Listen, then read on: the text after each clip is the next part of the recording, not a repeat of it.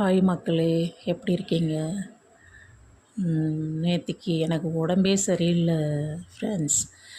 என் பையன் சொன்னான், அதை பார்த்ததுமே எனக்கு ரொம்ப மனசு கஷ்டமாக இருந்துச்சு. ஃபோனில் உடம்பு சரியில்லாதனால நான் நியூஸும் பார்க்கல, ஃபோனையும் சரியாக பார்க்கல.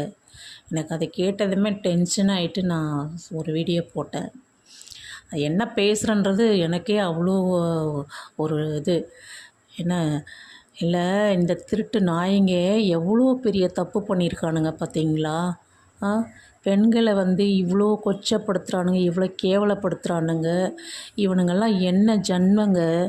ஏண்டா உங்களெல்லாம் என்ன பண்ணுறதுனே தெரியலடா. உங்களை பெற்றவளும் ஒரு அம்மா, ஒரு பொம்பளை தானடா.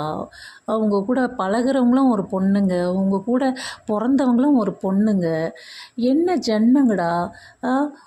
கோயிலுக்கு போனால் பெண் சாமியை கையெடுத்து வணங்குறீங்கல்ல, அப்போது பெத்த தாயும் ஒரு சாமியை தானே நினைக்கிறீங்க.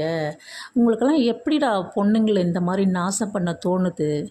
அவள் அடித்தான்னா அவள் அடித்தா காலேஜில் ஒரு ஹெட் ஆஃபீஸ் இருக்கும்ல, அங்கே போய் கம்ப்ளைண்ட் பண்ணுங்கடா.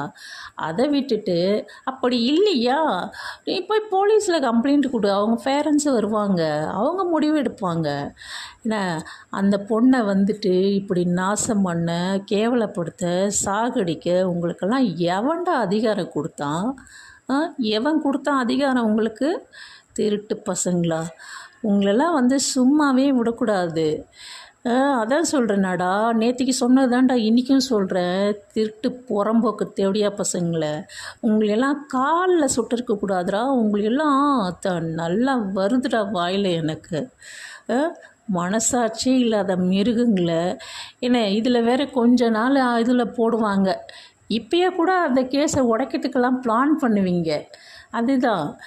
ஆனால் கடவுள்னு ஒருத்தர் எல்லாத்தையும் பார்த்துக்கின்னு தான் இருக்கார். அந்த கடவுள் உண்மையானவராக இருந்தால் உங்களுக்கெல்லாம் தண்டனை கண்டிப்பாக கிடைக்கணும்டா. நீங்கள்லாம் ஜெயிலே செத்து சுண்ணாம்பாக போகணும்.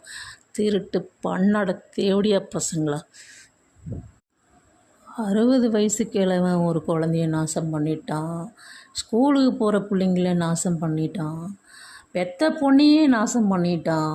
அப்படி இப்படி இந்த மீடியாவை பார்க்கும்போது ப்ரெஷர் அப்படியே உச்சந்தலைக்கு ஏறி நம்ம உயிரே போயிடும் போல். திருட்டு நாய்ங்களா, அந்த குழந்தைங்க கிட்ட என்னடா இருக்கும், என்ன இருக்கும்னு கேட்குறேன். அப்படி அரிப்பு எடுத்தால் தூக்க மாட்டிக்கின்னு சாவுங்க. இல்லாட்டி நேற்றுக்கு சொன்னேன் பாரு, பெத்த ஆத்தாவை பாருங்கள், பெத்த பொண்ணுங்களை பாருங்கள்.